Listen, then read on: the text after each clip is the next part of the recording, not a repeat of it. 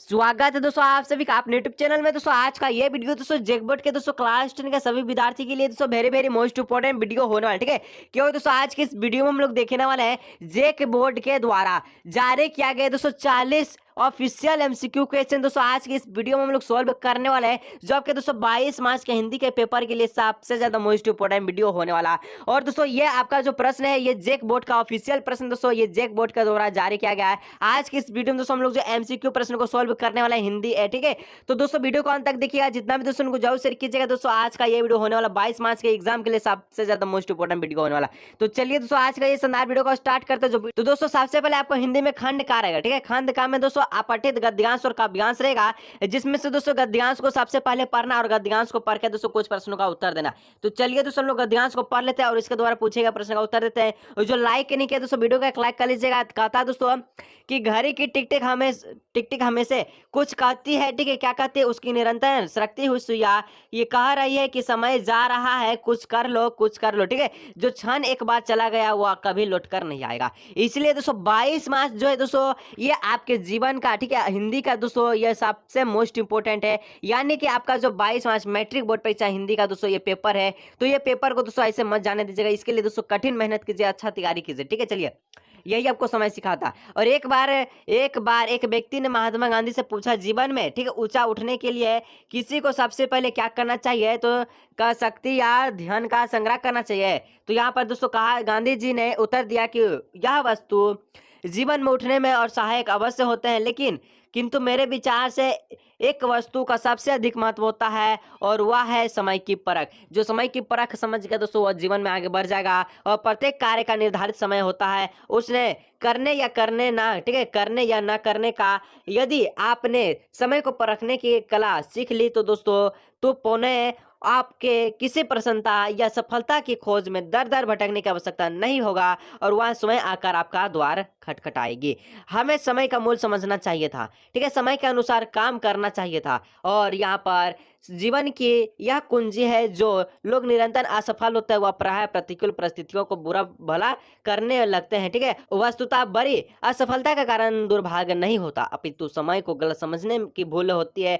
यूनान के सबसे बड़े दार्शनिक अरस्तु ने इसे भी और भी अधिक स्पष्ट करने का कहा। ठीक है, इस प्रकार से दोस्तों आपका गद्यांश है। चलिए अब इसका दोस्तों हम लोग जो प्रश्न उत्तर को देखते हैं कि क्या बोलता है। ठीक है, देखिए दोस्तों सबसे पहला प्रश्न कहता है, क्या कहता है कि घड़ी की निरंतर सरकती हुई सुइया हमसे क्या कहती है? अभी हम लोग पैसेज में दोस्तों गद्यांश में सबसे पहले पढ़े कि घड़ी की निरंतर सरकती हुई सुइया कहता है दोस्तों कि कुछ कर लो। ठीक है, अभी समय बच्चा है, कुछ कर लो।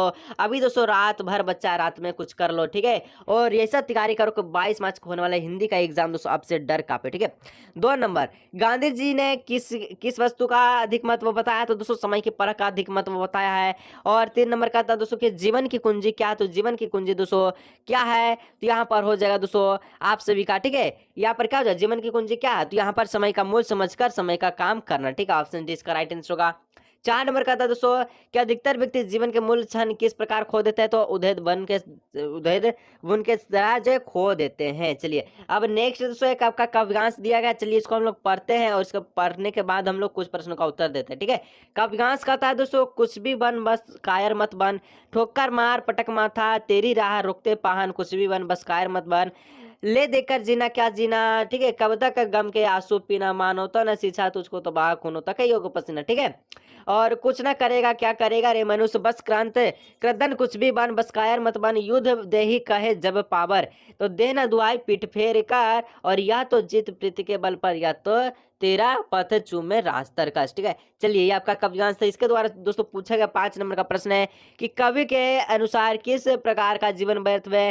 तो दोस्तों कायर बन के चुपचाप रहना ये आपका व्यर्थ जीवन है। ठीक है, चलिए 6 नंबर कहता है, रे मनुष्य बस क्रंदन करदान का आशय क्या होगा? तो यहाँ पर दोस्तों दुख से रोना। ठीक है, दुख से रोना मत, अभी इंतजार की घड़ी है दोस्तों आपका। ठीक है, टिकटिका रहा है, उसको समय का महत्व समझते हुए इंतजार की घड़ी को समाप्त होते समय आपको अच्छी तरह से तैयारी करना है। 7 नंबर दोस्तों कि कभी मनुष्य से क्या कहना चाहते हैं? तो कभी दोस्तों मनुष्य से कहना चाहते हैं कि मनुष्य कायर मत बनकर रहना। ठीक है, और ये सबसे घोर अनर्थ होगा। ठीक है, चलिए अब 8 नंबर का था कि पथ चुमे तर्कस का अर्थ है मतलब पथ में क्या काटे है। चलिए अब दोस्तों ग्रामर सेक्शन दोस्तों हम लोग एंटर कर चुके हैं। जो लाइक नहीं किया दोस्तों वीडियो को एक लाइक कर लीजिएगा। कहता है ग्रामर क्या कहता है कि जिस वाक्य में कर्ता और क्रिया कर्म उपस्थित हो वहाँ कौन सी क्रिया होगी। जहाँ कर्म की बात है दोस्तों तो वो आपका सकर्मक क्रिया होगा, ठीक है, आंख मूंद के सकर्मक, ठीक है, ऑप्शन बी। और जहाँ कर्म नहीं होगा दोस्तों वो आपका अकर्मक हो जाएगा, ठीक है, इसका जस्ट उल्टा।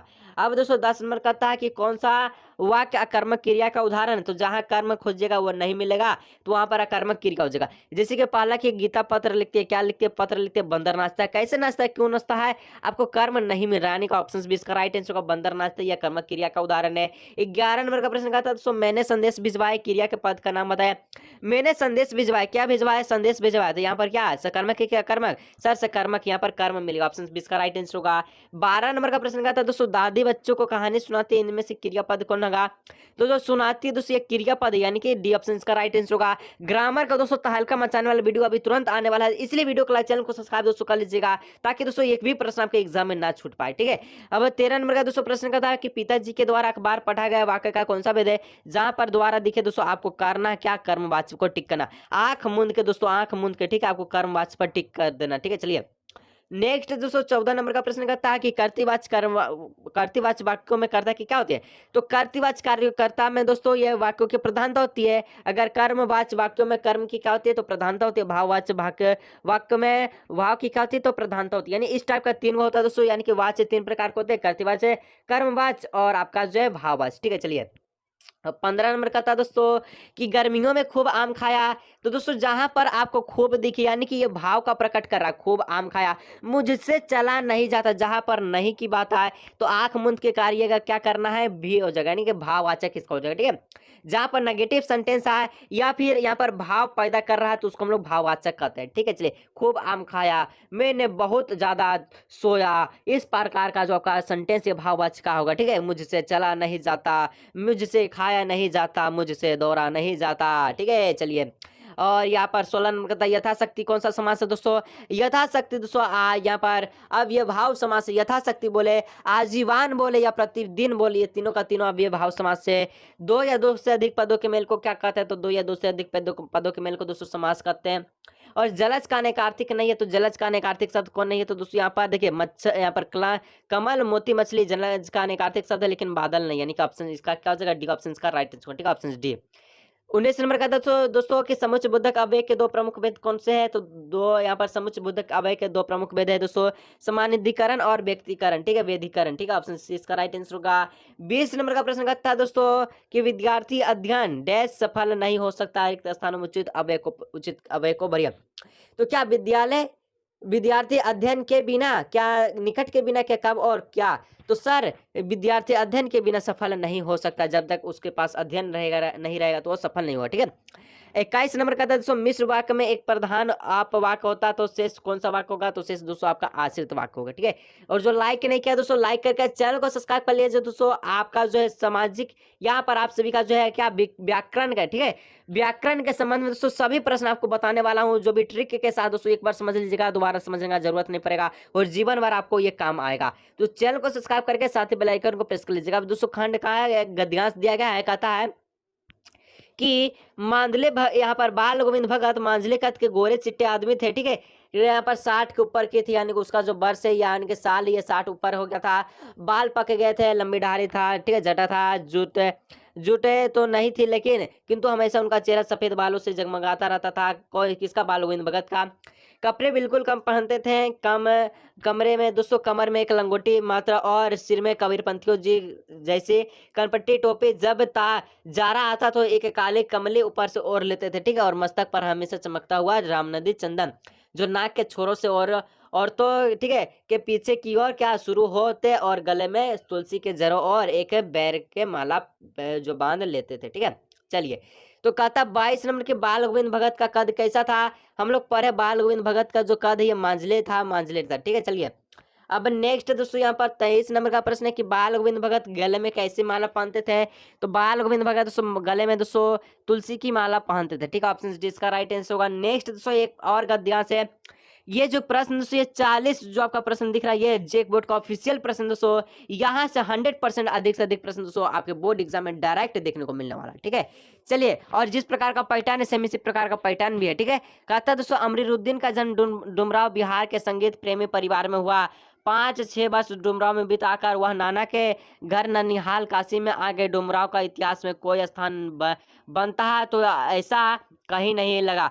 कभी यहाँ पर क्या बोलता है कि कभी फिर भी यह जरूर है कि सनाई और डुमरांव एक दूसरे के लिए क्या उपयोगी है। चलिए इसका जो प्रश्न पूछता है दोस्तों 24 नंबर कि अमरूद्दीन का जन्म कहाँ हुआ।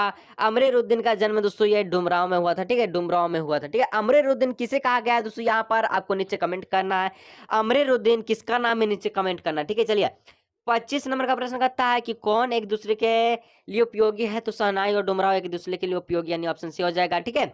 नेक्स्ट दोस्तों आपका काव्यांश दिया गया, काव्यांश को पढ़ के निम्न प्रश्नों का उत्तर देना। कहता है काव्यांश की प्रस्तुत काव्यांश को पढ़कर सही यहाँ पर सही उत्तर का चयन कीजिए, ठीक है। तुम्हारी यह अंतुरित मुस्कान धन तुम महावीर तुम्हारी धन चीर प्रवास में इतर में आन अतिथि से प्रिय तुम्हारा क्या रहा संपर्क उंगलियां माँ की करती रही मधुपर्क है। और यह प्रश्न कहता 26 नंबर है कि प्रस्तुत काव्यांश के कवि कौन है, तो इसका जो कवि है दोस्तों ये नागार्जुन हो जाएगा, ठीक है, नागार्जुन हो जाएगा, ठीक है। चलिए नेक्स्ट दोस्तों 27 नंबर का था कि दंतुरित का क्या अर्थ होता है, तो दंतुरित का जो मतलब है दोस्तों ये नए नए दांत होता है, ठीक है, ऑप्शन डी इसका राइट आंसर होगा। नेक्स्ट बढ़ते हैं दोस्तों, एक छोटा सा काव्यांश दिया गया है, वाल्को बोधि बधो नहीं तही, तो छोटा सा गद्यांश दोस्तों इसी से 2 प्रश्न बना दिया, ठीक है। कहता है कि उपरोक्त तो काव्य की जो पंक्ति के रचयिता कवि का नाम क्या है, तो ये दोस्तों तुलसीदास है।